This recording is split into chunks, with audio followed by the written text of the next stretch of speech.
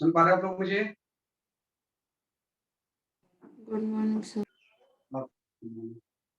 ठीक है ना। तो मैं ख्याल से लास्ट क्लास में कल जो हमने पढ़ा था, we have studied about the standing beat and interference, है ना। प्रिंसिपल ऑफ सुपरपोजिशन के ऊपर based we have studied the beat and interference, है ना। वही मैंने बताया कि आज भी आपकी क्लास होगी वेव की ही, नेक्स्ट वीक भी वेव ही चलेगा, है ना। नेक्स्ट वीक लेकिन पूरा 11th का सिलेबस आपका फिनिश है ना। कुछ प्रैक्टिस चलती रहेगी, जैसे कि किसी ने पूछा था कि एसएचएम में हम क्या कॉम्बिनेशन ऑफ एसएचएम पढ़ेंगे, that I will practice class में बता, है ना। कॉम्बिनेशन के क्वेश्चंस तो हमने एक दो किए हैं कि एसएचएम को हम कैसे कंबाइन करते हैं, तो उसकी एक डिटेल थोड़ी सी थ्योरी भी होती है। वो थ्योरी में आपको मैं प्रैक्टिस क्लास जब एसएचएम की होगी ना थर्सडे के दिन, देन उस दिन मैं आपको बता, है ना। तो नी नॉट टू वरी, है ना। तो वो कवर, तो उसके बाद फिर 17 से विल स्टार्ट द चैप्टर 11, है ना। 12th की फिजिक्स स्टार्ट कर, क्योंकि बहुत सारे स्कूल्स में ऑलरेडी स्टार्ट हो चुका है ना। और मतलब मोस्ट ऑफ द स्कूल्स में हो ही चुका है स्टार्ट, तो हम नहीं चाहते कि स्कूल से बहुत ज्यादा पीछे रहे हम, तो उसके साथ ही चलना होता है, क्योंकि वैसे भी 12th के सिलेबस में वैसे उतना ज्यादा टफ नहीं होता है।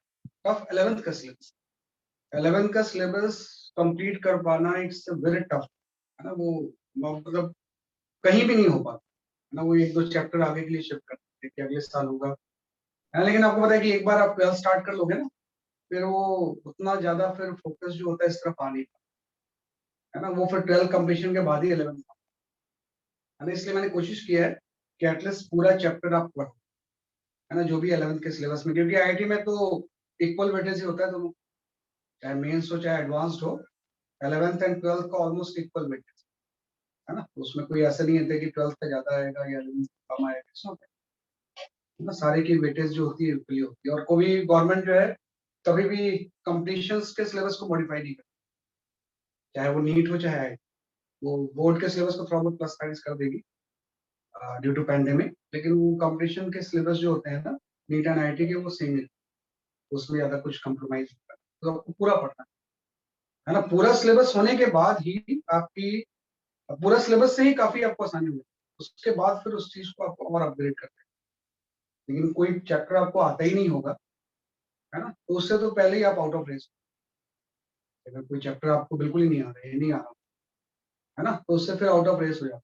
हाँ आता है, नीड इम्प्रूवमेंट, फिर वो बात अलग होती है, तो आप कर सकते हैं।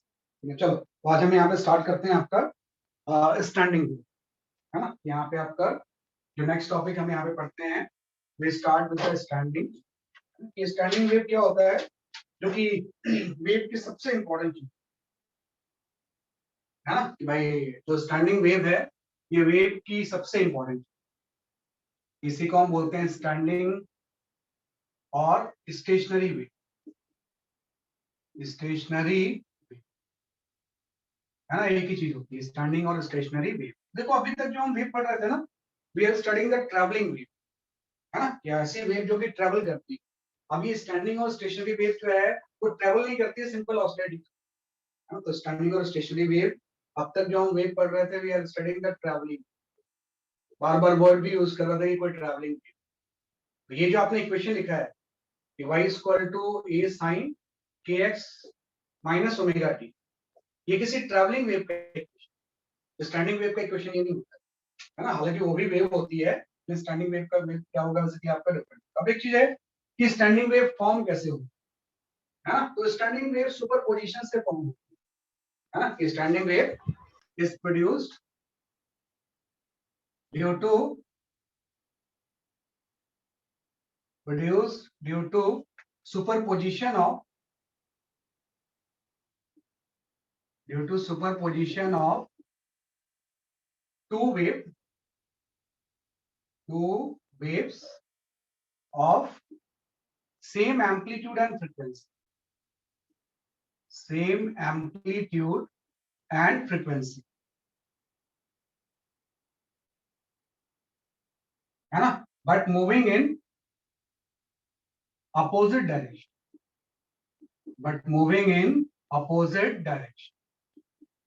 है ना। ये आपको पता है, ऐसी दो वेव जो कि जिनका की एम्पलीट्यूड भी सेम है, फ्रीक्वेंसी भी सेम है, लेकिन दोनों अपोजिट डायरेक्शन में मूव करते हैं।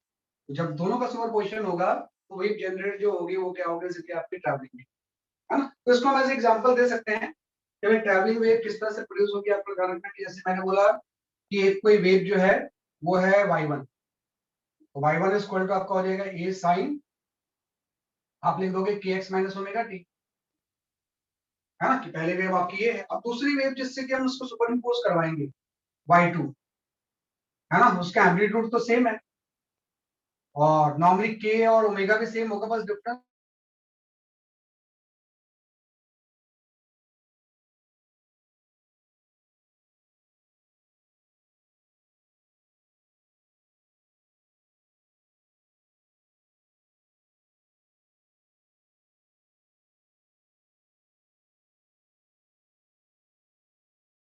रही है।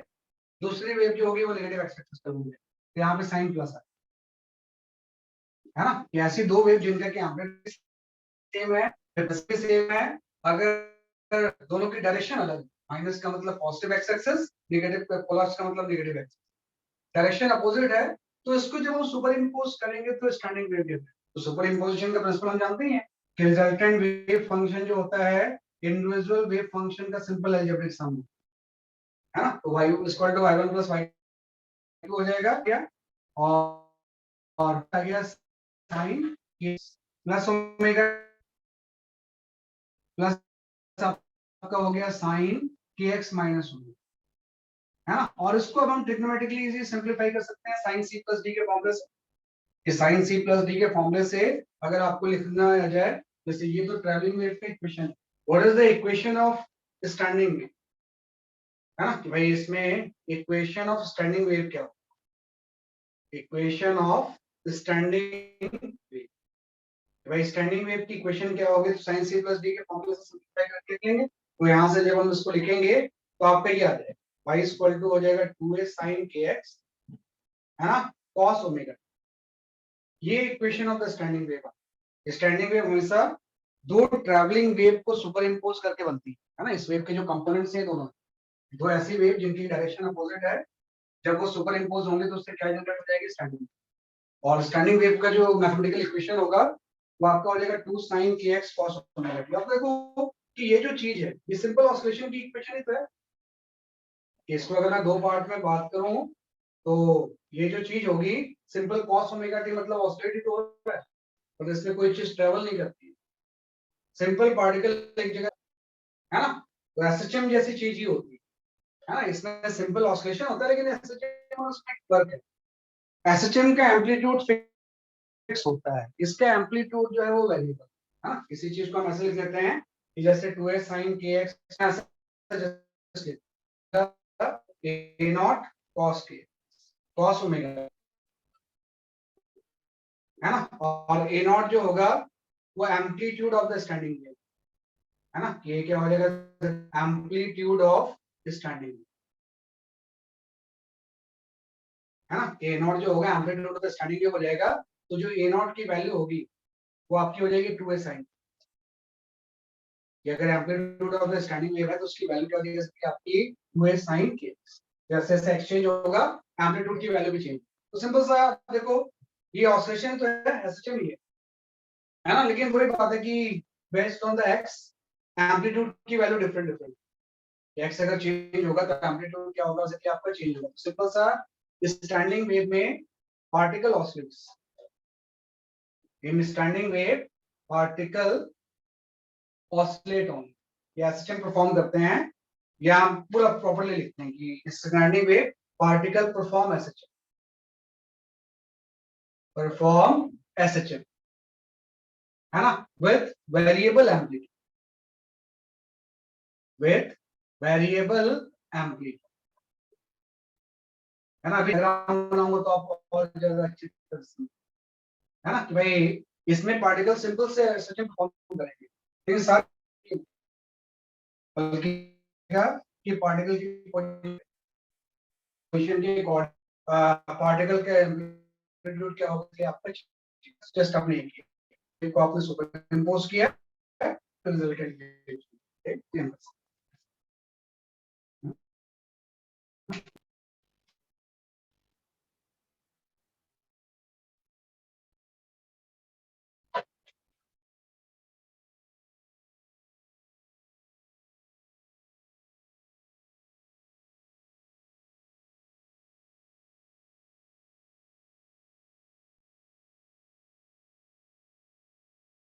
भी आपका होता है। तो स्टैंडिंग वेव की मैथमेटिकल एनालिसिस ये सबका मैथमेटिकली कर रहे थे, इंटरफेरेंस बीट एंड इसका, तो ये मैथमेटिकल। अभी मैं इसका ग्राफिकली एनालाइज करूंगा।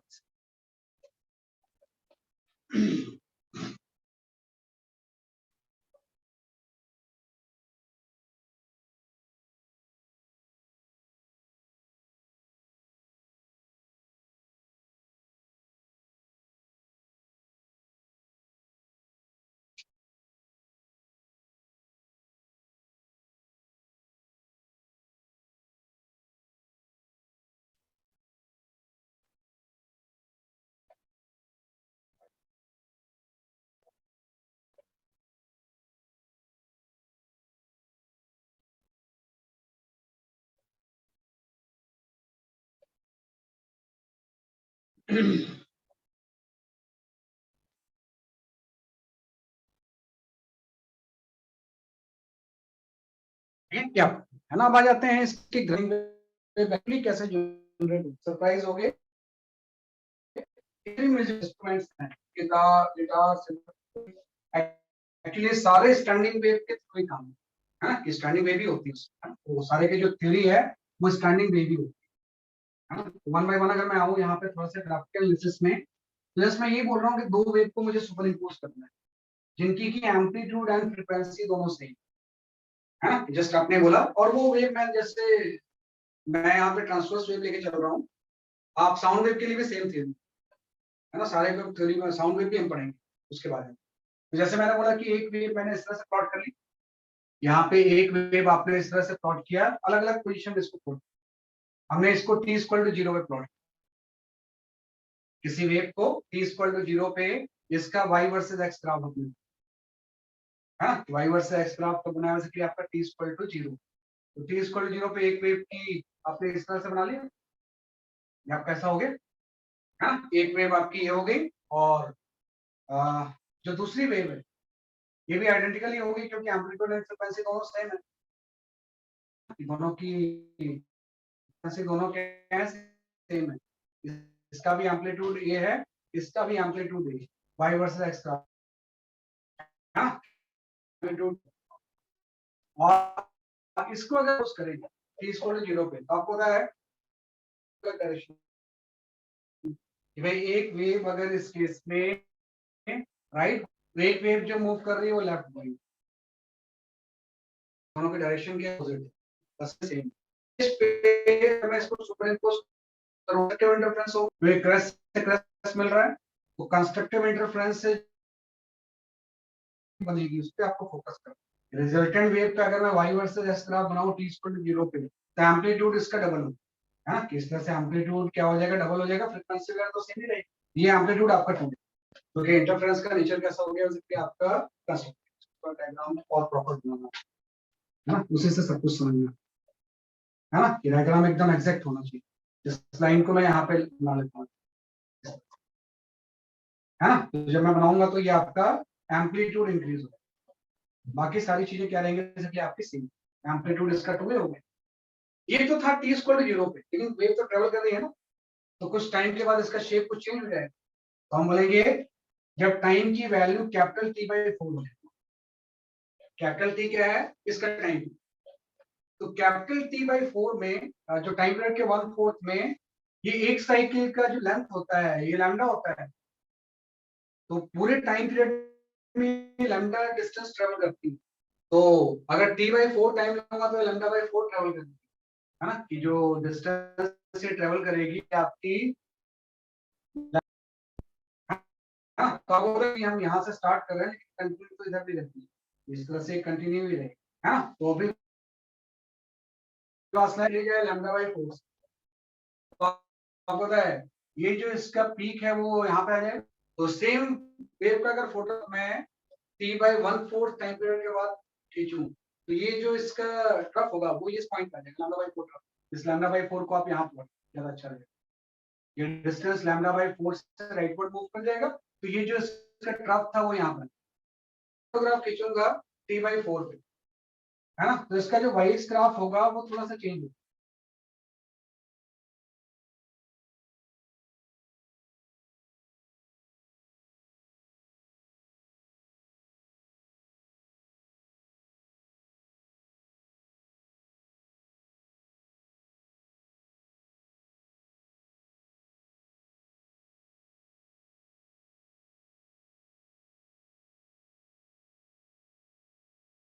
करेंगे तो ये जो चीज होगी y वर्सेस x ग्राफ जब प्लॉट करेंगे तो ये आपका इस तरह से होगा, है ना, ये आपका। अब तो आप थोड़ा ध्यान दो कि t पे तो इस दोनों के बीच में फेज डिफरेंस 0 है, लेकिन अब फेज डिफरेंस कितना हो गया, 180 डिग्री हो गया ना, क्योंकि ट्रफ से क्रस्ट मिलने लगा, ट्रफ से क्रस्ट मिलने लगा, हाँ? तो अब जो फेज डिफरेंस होगा वो कितना हो जाएगा, बेसिकली आपका पाई हो जाएगा 180 डिग्री। तो इंटरफेरेंस कैसा हो जाएगा, डिस्ट्रक्टिव, ये है कुछ होगा ही नहीं इसमें, हाँ? ये जो लाइन होगी क्या आ जाएगा, बेसिकली आपकी स्ट्रेट लाइन, क्योंकि माइनस प्लस ए का सम क्या हो जाएगा 0। तो इस स्टेज पे यहाँ पे तो अब देखो कि टी स्क्वायर 0 पे कंस्ट्रक्टिव हुआ, इस टाइम पे स्ट्रेट लाइन आ गई, सारे पार्टिकल ऑरिजिन पे आ गए, जितने पार्टिकल होंगे इसमें तो पार्टिकल अलग अलग जगह पे होंगे, है ना, सबका एम्पलीट्यूड क्या होगा अलग अलग, लेकिन इस टाइम पे सारे जो पार्टिकल्स इसके होंगे सारे ये ऑरिजिन पे होंगे, मतलब इस प्रेफरेंस लाइन पे ही होंगे सारे पार्टिकल, क्योंकि वाइट स्टार पे तो बहुत सारे पार्टिकल्स। ये तो मैंने बोला टी इक्वल टू 0 पे फोटोग्राफ है, टी बाई 4 पे है। अगर मैं थोड़ा सा एक स्टेज और भी ले लूं, इससे आपको ज्यादा समझ में आ जाएगा कि अगर मैं आप टाइम टी बाई 2 ले लेता हूँ, है ना भाई, फिर से मैं टाइम क्या ले लेता हूँ, जैसे कि आपका टी बाई 2, ये हाफ टाइम पीरियड के बाद, अब टाइम की वैल्यू मैंने ले ली टी बाई, तो आपको और ये लेफ्ट चली जाएगी क्योंकि कंटिन्यूसली मूव तो कर रही। तो टी बाई 2 टाइम पीरियड के बाद इसका जब हम ग्राफ प्लॉट करेंगे तो ये आपका इस तरह से हो जाएगा, है ना, ये वाली वेव जो ट्रेवल कर रही थी राइट वर्ड, उसका शेप आपका ऐसा हो जाएगा। और ये जो वेव होगी ये अगर लेफ्ट वर्ड जा रही थी तो इसका भी शेप जो होगा वो आपका इस तरह से हो जाएगा, है ना, लैम्डा बाई 4 से और आगे ट्रेवल कर जाएगी, अब कैसा होगा। तो आप देखो फिर से ट्रफ एंड ट्रफ मिलने लगे, तो अगेन इंटरफेरेंस कैसा हो गया, कंस्ट्रक्टिव हो गया। तो जब कंस्ट्रक्टिव होगा तो आप जो होगा इसका जो डायग्राम हम बनाएंगे वो आपका जस्ट ऐसा हो जाएगा, है ना, कि प्रॉपर अगर हम डायग्राम बनाए तो अभी ऐसा हो गया, ये हो गया टी बाई 2 टाइम पीरियड के बाद, मतलब पार्टिकल जो है वो यहाँ पहुंच गए, इस तरह सेम चीज नहीं आई है क्योंकि पहले डायग्राम और उसमें जस्ट इन्वर्टेड है। तो टी इक्वल टू 0 पे रिजल्टेंट वेव ऐसी बनी, टी बाई वेव ऐसे। अगर हम और टाइम ले लें, सपोज मैं लेता हूँ कि टाइम की वैल्यू अब 3t/4 हो गई, तो लैम्डा बाई 2 से और मूव कर जाएगा, लैम्डा बाई 2 से अगर ये और मूव करेगा तो इसका जो शेप होगा वो ऐसा हो जाएगा, ऐसा, है ना, और इसका जो शेप होगा ये भी आपका लैम्डा बाई 2, ये तो लेफ्ट जा रहा है, ये यहाँ पे आ जाएगा,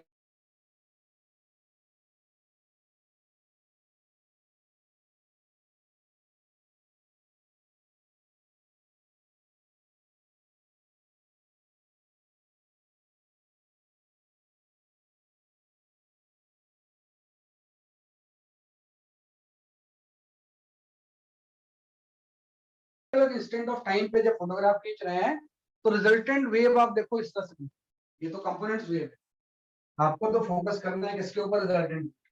अब देखो रिजल्टेंट वेव में क्या हो रहा है, रिजल्टेंट वेव में सिर्फ ऑसिलेशन से तो हो रहे हैं। तो पहले अगर मैं यहाँ पे कुछ पॉइंट आइडेंटिफाई करूँ, पहले क्या था, ये सारे पार्टिकल यहाँ पे थे, है ना, कि अगर मैं एक साइकिल के ही पार्टिकल लेता हूँ वैसे तो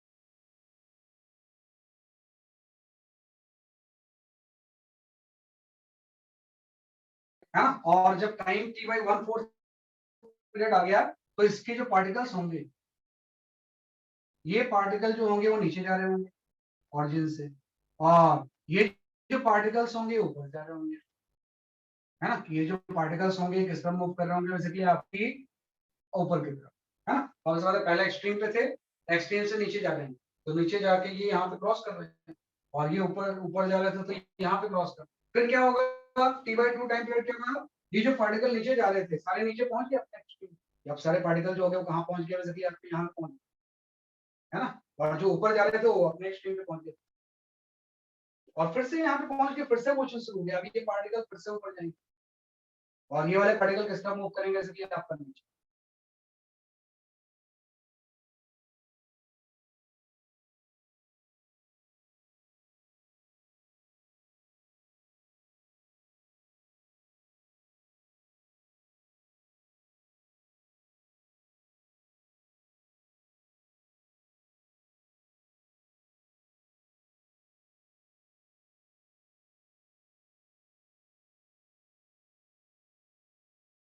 ट्रैवलिंग होनी चाहिए ना।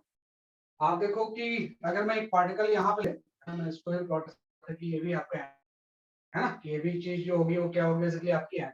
और थोड़ा ध्यान दो कि इसमें कुछ पार्टिकल्स ऐसे हैं जो कि मूव कर ही नहीं रहे हैं, वो मूव, उसका मोशन कुछ हो ही नहीं रहा है, वो कहीं जा ही नहीं रहे, उसी को हम बोलते हैं नोड्स, है ना। ये जो पार्टिकल्स हैं जो कि हमेशा रेस्ट पे हैं, है ना, इसका मूवमेंट तो कहीं भी नहीं हो रहा, ये तो वहीं पे है। तो यहाँ पे आ जाएगा एंड जो पार्टिकल्स हैं इसी को हम बोलते हैं नोड्स। तो नोड्स आर पार्टिकल, है ना। नोड्स आर पॉइंटिंग, नोड्स तो इसमें होता है, नोड्स इज पॉइंट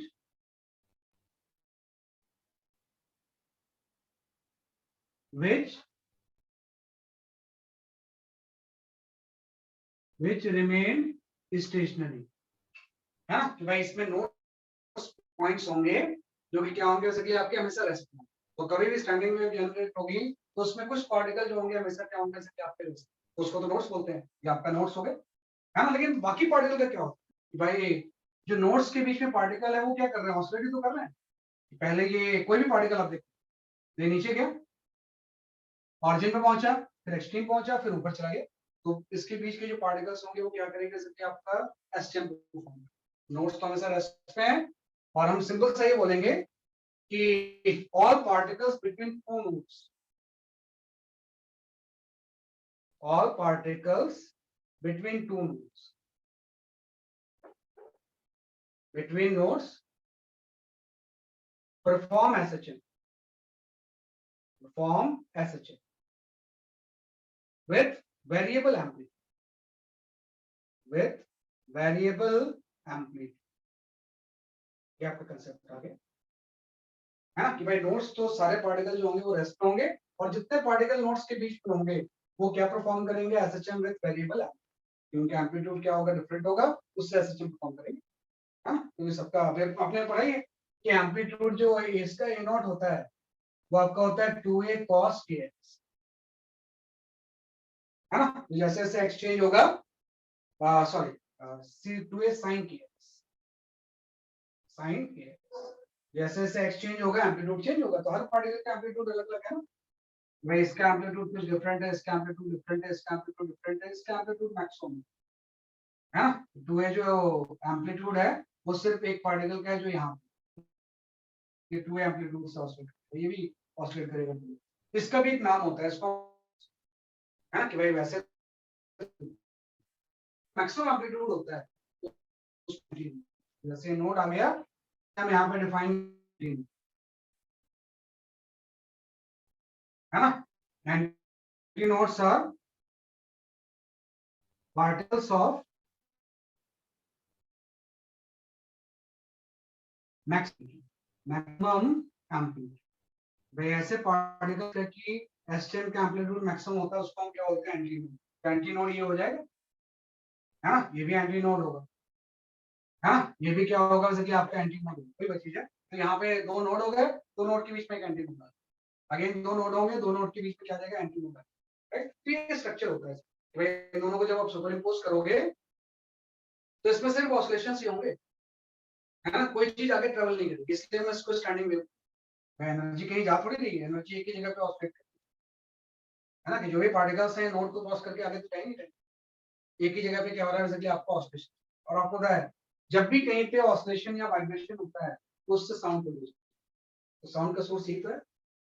कोई भी चीज है, इंस्ट्रूमेंट आप में उसमें वाइब्रेट करोगे आप, तो इस तरह से जैसे वाइब्रेशन क्रिएट होगा तो वो एक पर्टिकुलर फ्रीक्वेंसी का साउंड इमिट, है ना, कि पर्टिकुलर फ्रीक्वेंसी का वो क्या करेगा, जैसे कि आपका साउंड इमिट। तो किसी भी म्यूजिकल इंस्ट्रूमेंट या लाउड स्पीकर का कंसेप्ट ही होता है, उसमें सिंपल ऑसिलेशंस होते हैं, है ना, स्टैंडिंग वेव जनरेट होती है, स्टैंडिंग वेव की वजह से एक पर्टिकुलर फ्रीक्वेंसी का साउंड क्या होता है, जैसे कि आपका ये, तो ये थोड़ा सा ध्यान रखना,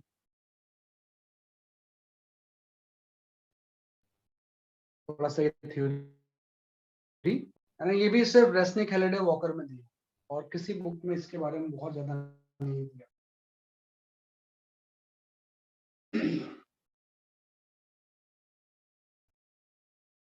कोई भी है क्या करता है, हिट कर करते हैं तो मेम्ब्रेन ऑसिलेटरी तो करता है ना, तो उससे एक पर्टिकुलर फ्रीक्वेंसी का या सेट ऑफ फ्रीक्वेंसी का साउंड, और सेट ऑफ फ्रीक्वेंसी का साउंड जब निकलता है तो उसी को हार्मोनिक्स बोलते हैं, है ना, किसी को हम क्या बोलते हैं, इसलिए आपका harmonics.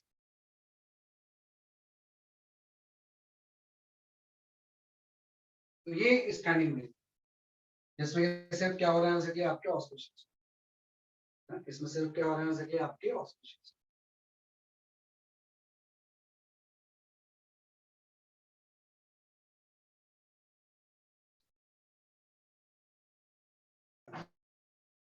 Same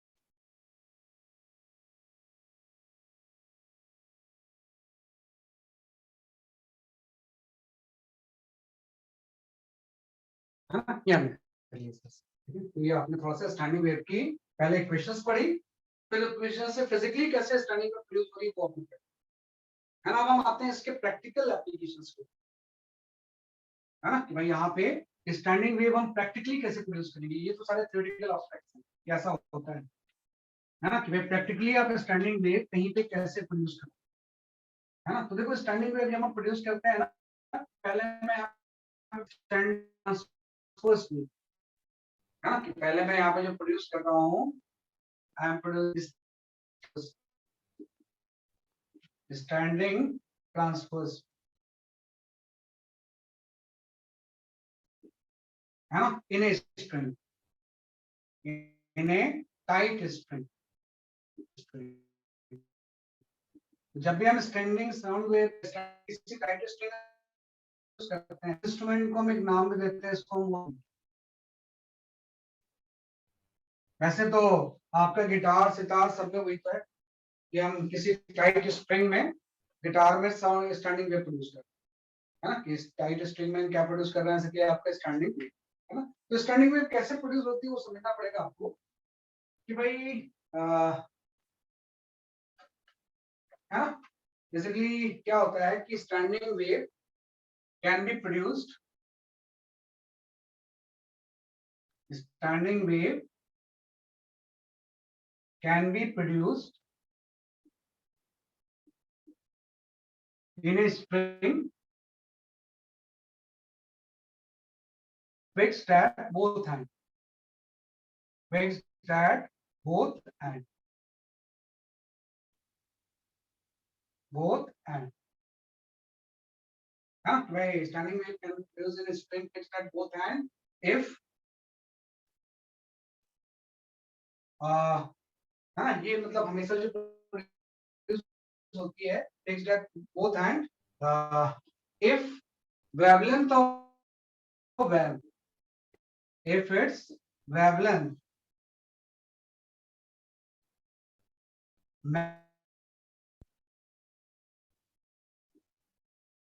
length of string, length of string, है ना,